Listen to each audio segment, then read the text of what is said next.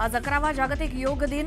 पंतप्रधान नरेंद्र मोदी विशाखापट्टणममध्ये 5 लाख लोकांसोबत करणार योगाभ्यास.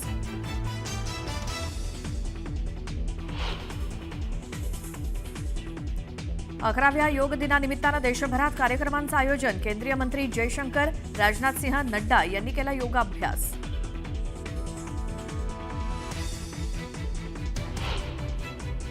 मुख्यमंत्री देवेंद्र फडणवीस पुण्यात वारकऱ्यांसोबत करणार योगाभ्यास.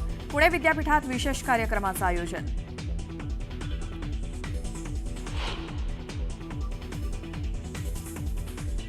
उपमुख्यमंत्री एकनाथ शिंदे आज कारगिल दौऱ्यावर. कारगिलमध्ये आयोजित मॅरेथॉनचा शिंदेंच्या उपस्थितीत पार पडणार शुभारंभ.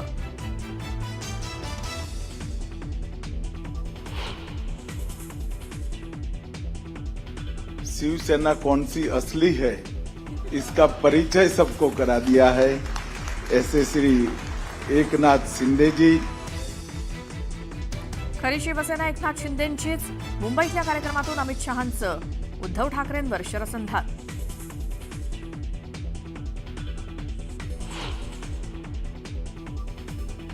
मुख्यमंत्री देवेंद्र फडणवीसांनी पुण्यात ज्ञानेश्वर माऊलींच्या पालखी आणि पालुकांचं घेतलं दर्शन.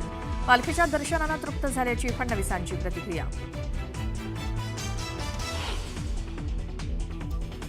संत ज्ञानेश्वर आणि संत तुकाराम महाराजांच्या पालख्यांचा पुण्यामध्ये मुक्काम. पुण्यनगरी गेली भक्तिरंगात रंगून.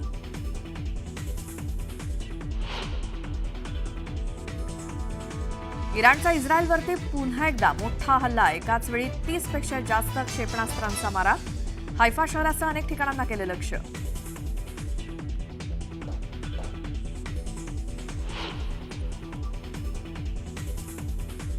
इराणमधून भारतीय विद्यार्थ्यांच्या सुटकेसाठीचं ऑपरेशन सिंधू सुरूच. 290 भारतीय विद्यार्थ्यांना इराणमधनं घेऊन दिल्लीमध्ये पोहोचवलं दुसरं विमान. आतापर्यंत 400 विद्यार्थ्यांना आणलं भारतात परत.